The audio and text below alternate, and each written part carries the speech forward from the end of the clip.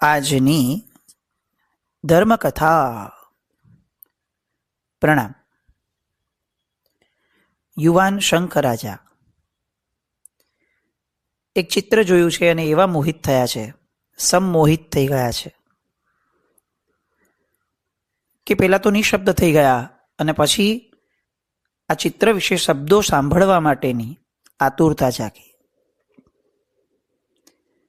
આ એક જીવની માનસિકતાનું સ્તર છે. જ્યારે કોઈ વસ્તુમાં બહુ જ રસ જાગે અને અંદરથી મન ભળે, પછી એની જાણકારી મેળવવા, એના વિશે નવું નવું સાંભળવા, એની એની અંદર જ મનને રત રાખવા માટે જીવ અથાગ પ્રયત્ન કરે. સૌથી મોટો યક્ષ પ્રશ્ન આપણા જીવનનો આ જ છે કે આપણને ખરા અર્થમાં જેને ધર્મ કહી શકાય અથવા જેને મોક્ષ માર્ગ કહી શકાય એ કેટલો ગમ્યો હશે, એ આપણે આ માનસિકતા દ્વારા સમજવાની જરૂર છે. કેટલી વાર એવું થયું કે આપણે જે ક્રિયા કરીએ છીએ, આરાધના કરીએ છીએ, એ આરાધનાને જાણવા માટે આવો પ્રયત્ન કર્યો કે જેવો પ્રયત્ન અત્યારે શંખ જે છે એ આ ચિત્ર કોનું છે એ જાણવા માટે કરે છે. બાહ્ય પ્રયત્નની બહુ મહત્તા ઓછી છે, મૂળ ભીતરના પ્રયત્નો છે. અંદરથી આતુરતા જાગે, અંદરથી એક જિજ્ઞાસા જાગે, પ્રીતિ જાગે, રસ અનુભવાય, એની તડપણ અનુભવાય, એનું સાંભળતા રોમાંચ અનુભવાય, એના વિશે કંઈક સાંભળવા મળે તો સદભાવ અને અહોભાવ અનુભવાય. આમ સતત એક પ્રેમમય અવસ્થા અનુભવાય. આવું આપણે છેલ્લે ક્યારે અનુભવેલું અને કઈ વસ્તુ માટે અનુભવેલું એવું વિચારશું તો ખ્યાલ આવશે કે આપણે કેટલા મિકેનાઇઝ થઈ ગયા છે. ચૈતન્યના લક્ષણો છે આ બધા, જે આજે આપણા ગાયબ થઈ ગયા છે. અહીંયા દત્ત શ્રેષ્ઠી જે છે એ હવે વિગતવાર પોતાની વાતો કરવાની શરૂ કરે છે. રાજન, 3 વર્ષ પહેલા હું માતા પિતાની આજ્ઞા મેળવીને વેપાર માટે નીકળ્યો હતો. અહીંથી જ્યારે નીકળ્યો હતો ત્યારે મનોમન નક્કી કર્યું હતું કે હું દેવશાલ નગરમાં જઈશ. કેમ? તો કે મેં ખૂબ સાંભળ્યું હતું લોકોના મોઢેથી, વેપારીઓના મોઢેથી, કે ત્યાં દરેક વસ્તુની ઊંચી કિંમત મળે છે, કારણ કે સંપન્ન અને સમૃદ્ધ નગર છે. ત્યાંના લોકો દ્રવ્યોની કિંમત સમજે છે, એનું મૂલ્ય સમજે છે. અને એવો ભાવ થયો હતો કે ચાલો ભાગ્ય અજમાવવા જ જવું છે તો પછી એવી જગ્યાએ અજમાવવું કે જ્યાં ખરેખર આ બધી વસ્તુઓનું યોગ્ય સ્થાન ગણાય છે. એટલે હું દેવશાલ નગર જવા માટે નીકળ્યો, સાર્થ લઈને. આગળ જતા રસ્તામાં ગાઢ વન્ય પ્રદેશ આવ્યો. અમે બધા ખૂબ સાવધાની રાખી અને આગળ વધતા હતા. થોડાક આગળ વધ્યા જંગલમાં, ત્યાં જમણી બાજુએ એક સુંદર મજાનો યુવક દેખાવડો, એને ભૂમિ ઉપર મૃત અથવા મૂર્છિત દશામાં જોયો. અને એની બાજુમાં એક ઘોડો એ મરેલો દેખાયો. જોયો સૌથી પહેલા યુવકને, એમ લાગ્યું કે ઓહો, આટલો સુંદર યુવાન આમ અટવીની અંદરમાં સાવ આવી રીતે મૃત પડ્યો હશે. નજીક જઈને જોયું તો એના શ્વાસ ચાલતા હતા. એટલે તરત જ એમ થયું કે આને ગમે તેમ કરીને ભાનમાં લાવીએ. સૌ પ્રથમ મને જેટલા આવડતા હતા એવા સામાન્ય ઉપચારો કર્યા, શીતળ જળનો છંટકાવ કર્યો, આપણે જેને અત્યારે એક્યુપ્રેશર કહીએ છીએ એવી રીતના કેટલાક અંગની અંદરમાં દબાણ આપવાના પ્રયત્ન કર્યા. અને અચાનક જ એ મૂર્છિત થયેલો યુવાન બેઠો થયો. મારી સાથે એક ઔષધિ હતી કે જે કોઈ મૂર્છિત થયું હોય ને એની જીહ્વા પર મૂકીએ તો એ જાગ્રત થઈ શકે. મને એવું લાગ્યું કે એ ઔષધિનો જ પ્રભાવ હશે કે યુવાન એકદમથી બેઠો થઈ ગયો. અને જરા કળ વળી એટલે તરત મારી સામે જોઈને બોલ્યો કે પ્રાણદાતા, તમે કોણ છો? તમે મારો પ્રાણ બચાવ્યો છે, તમે મારા જીવનદાતા છો. અને સામાન્યથી મેં એને કહ્યું કે કુમાર, અમે તો અહીંયા સાર્થ લઈને નીકળ્યા હતા, માર્ગમાં તમને મૂર્છિત જોયો, તમારા અશ્વને મૂર્છિત થયેલો, મૃત્યુ પામેલો જોયો, એટલે થોડી ઘણી સારવાર કરીને મૂર્છા વળી. હું આમ શંખપુર નગરથી આવું છું, દત્ત નામનો વેપારી છું અને અહીંયાથી સાર્થ સાથે દેવશાલ નગર જઈ રહ્યો છું. પેલા યુવકે કહ્યું કે શ્રેષ્ઠી, હું પણ દેવશાલ નગરનો જ છું. ખરેખર એવું થયું હતું કે આ અશ્વ જે છે એ તોફાની થયો હતો અને એણે મને આ વન્ય પ્રદેશમાં લાવ્યો. પછી શું થયું એ મારા બહુ યાદમાં સ્મૃતિમાં નથી, પણ એ અશ્વ મરણને શરણ થયો અને મને એવું લાગ્યું હતું કે હું પણ કદાચ નહીં બસું, પણ તમે મારો જીવ બચાવીને મારી ઉપર મહા ઉપકાર કર્યો છે.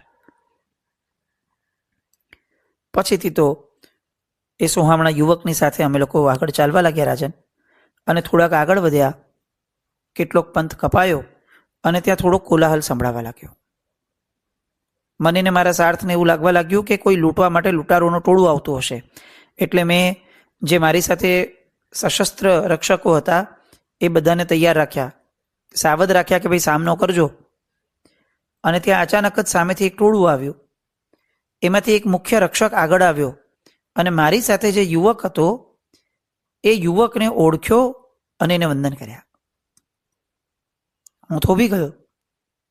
મારું મગજ પણ જાણે થંભી ગયું કે આ શું થઈ રહ્યું છે. અને હું કંઈક વિચારું કે પૂછું એ પૂર્વે જ પેલો જે રક્ષક હતો એણે તરત જ કીધું કે જયસેન કુમાર, આપનો અશ્વ તોફાની બન્યો હોવાથી અમને ખૂબ ચિંતા થઈ ગઈ હતી. અમે ચારે દિશામાં આપને ઘૂમી વળ્યા શોધવા માટે, પણ ક્યાંય ભાળ ન મળી. છેવટે એમ થયું કે આ દિશામાં આગળ વધીએ. આપનું એક પગેરું મળ્યું એટલે ખ્યાલ આવ્યો કે આ દિશામાં જશો અને અમને વિશ્વાસ હતો કે આપ આ દિશામાંથી જ મળશો. આપ સ્વસ્થ છો ને? આપનો અશ્વ ક્યાં છે? અને પેલા યુવકે કીધું કે મારો અશ્વ તો મરણને શરણ થયો. હવે આપણે તરત નગરીમાં જવું પડશે, કારણ કે મહારાજા વ્યાકુળ બન્યા છે, ઘણો સમય વહી ગયો છે એટલે. અને મુખ્ય રક્ષકે પણ તરત જ હામી ભરી અને ઝડપભેર હું અને આ બધા જ દેવશાલ નગરીમાં પહોંચ્યા. ત્યાં જતા રાજભવન જોયો અને મને ખ્યાલ આવ્યો કે અચ્છા, આ તો રાજકુમાર છે. અને એ રાજભવનને જોતા સમજાયું કે ઓહો, આ નગરીનો વૈભવ તો અદ્ભુત છે. તરત જ અંદર પ્રવેશ કર્યો. મહારાજા વિજયસેન અને મહાદેવી શ્રીદેવી એ કુમારની પ્રતીક્ષાની અંદરમાં ખૂબ આતુર બન્યા હતા. જેવો કુમારને જોયો તરત જ મુખો પર પ્રસન્નતા વર્તાઈ, ભેટી પડ્યા, બધી વિગતભેર વાત થઈ. મારો પરિચય એમણે આપ્યો એ કુમારે કે આ મારા જીવનદાતા જેવા છે. રાજા રાણીએ મને પુત્ર સમાન ગણ્યો, મને ખૂબ ગૌરવ આપ્યું અને મને કહ્યું કે આજ પછીથી તમે અમારા મોટા પુત્ર તરીકે સ્થાપિત છો. આનો પ્રાણ બચાવ્યો, એના રક્ષક બન્યા. આનાથી મોટું અમારા જીવનની અંદરમાં તમારા ઉપકારનું બીજું કયું સ્તર ગણીએ? એટલે અમારાથી જે શ્રેષ્ઠ અપાય છે તે આ છે કે આજ પછીથી તમે અમારા મોટા દીકરા સમાન છો. મને એ જ રાજભવનમાં રહેવા માટે આપ્યું. ત્યાં રહેવા લાગ્યો અને હું ધીરે ધીરે તો શંખપુર નગરને ભૂલી ગયો, મારા માતા પિતાને ભૂલી ગયો. મને એવું જ લાગવા લાગ્યું હતું કે બસ આ જ મારા માતા પિતા છે ને આ જ રાજભવન છે ને હું રાજકુમાર જ છું. લોકો જેટલું માન પેલા રાજકુમારને આપતા હતા, જયસેન કુમારને, એવું જ માન મને પણ આપતા હતા. આટલો જે સમય ત્યાં હું રહ્યો, હું વ્યાપાર કરવા તો બીજે કંઈ ગયો જ નહીં. મારા મગજમાંથી જાણે જૂની સ્મૃતિઓ જ ભૂલાઈ ગઈ. સુખ આવે એટલે માણસ બધું જ ભૂલી જાય, એવું મારા જીવનમાં ઘટિત થયું. અપાર સુખ મળ્યું, સુંદર મજાનું વાત્સલ્ય મળ્યું, ભ્રાતૃભાવ મળ્યો, આખા પરિવારનું માન મળ્યું, આખા નગરનું માન મળ્યું. અને જાણે મને એવું લાગે કે આ જ મારું જગત છે અને હું આ જ જગતમાં જન્મ્યો છું. હવે રાજન, આ વિજયસેન રાજાને કલાવતી નામની અનિત્ય રૂપ ધરાવતી કન્યા છે. સંસ્કારી, ગુણિયલ અને વિનય છે. એ ઉંમરલાયક થઈ એટલે મહારાજાને રાણીને એની ચિંતા થવા લાગી. એને યોગ્ય કોઈ મૂર્તિઓ મળતો ન હતો.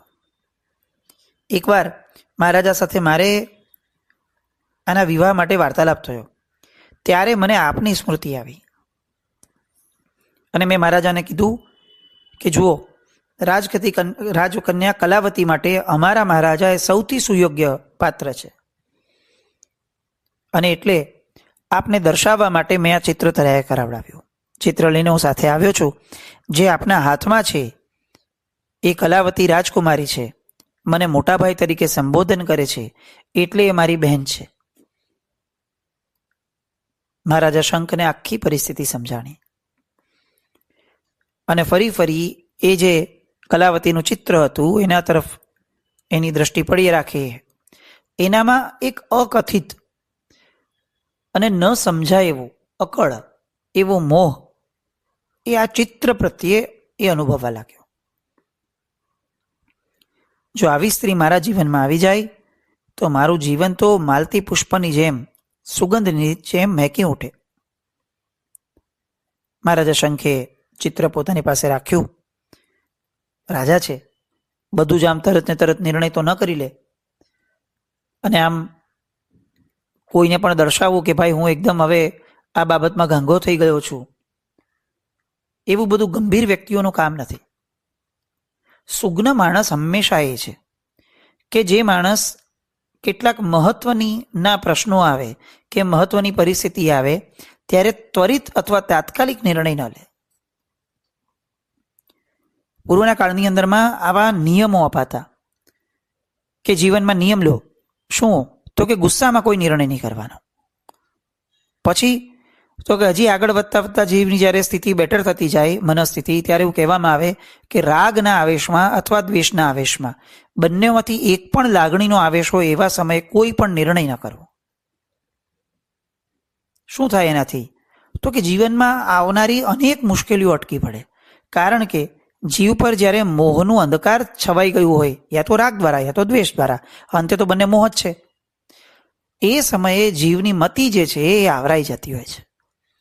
ત્યારે આવેશમાં ને આવેશમાં એ પ્રવાહમાં અને પ્રવાહમાં એવા નિર્ણય લઈ લેવાતા હોય કે જે સામાન્ય જીવન જ્યારે આવે ત્યારે ભારે પડે, મુશ્કેલ લાગે.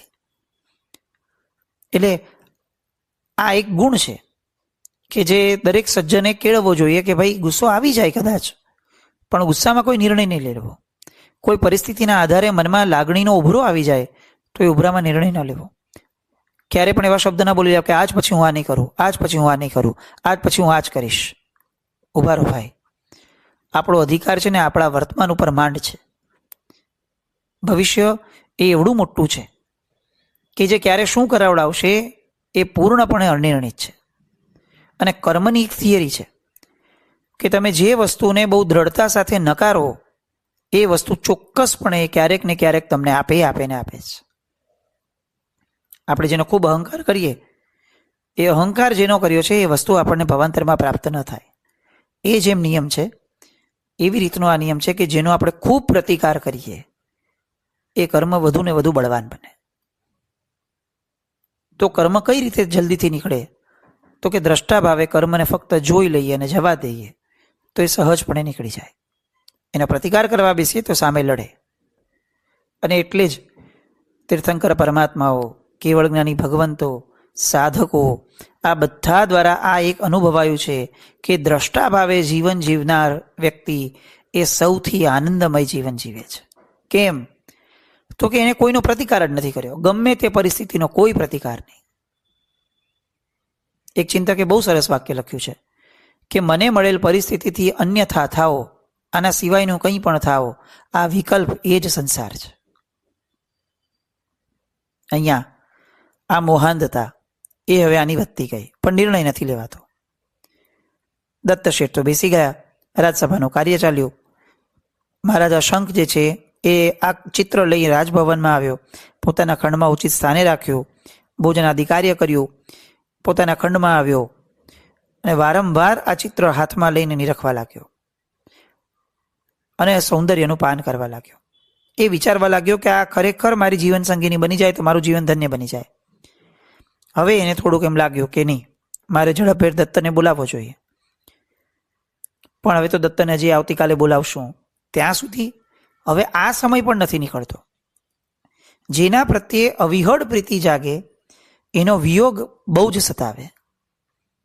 આપણને જીવનમાં એકચ્યુઅલી વિયોગ શેનો છે, કોનો છે એ જોશું ને ત્યારે જ ખ્યાલ આવશે કે આપણને પ્રીતિ કોના પર છે. દરેક જગ્યાએ આજની જનરેશન હોય કે આપણામાંના ઘણા હોય, આમ વારંવાર આવું પોતાના પ્રિય પાત્રને કહી દેતા હોય કે ભાઈ આઈ લવ યુ, કે હું તને બહુ પ્રેમ કરું છું, હું બહુ ચાહું છું. પણ એની પ્રતીતિ શું? તો કે એના વિયોગની અંદરમાં તડપણ ઊભી થાય તો સમજવું કે ખરેખર ચાહીએ છે. બાકી તો કે કદાચ આવું ન થતું હોય તો શું? તો કે આ લાગણીનો આવેશ છે. અહીંયા મહારાજા શંખ એ સ્વપ્નની અંદર વિહરવા લાગ્યા. આ જોઈને જ સૂતા હતા એટલે સ્વપ્ન પણ એનું જ આવવા લાગ્યું.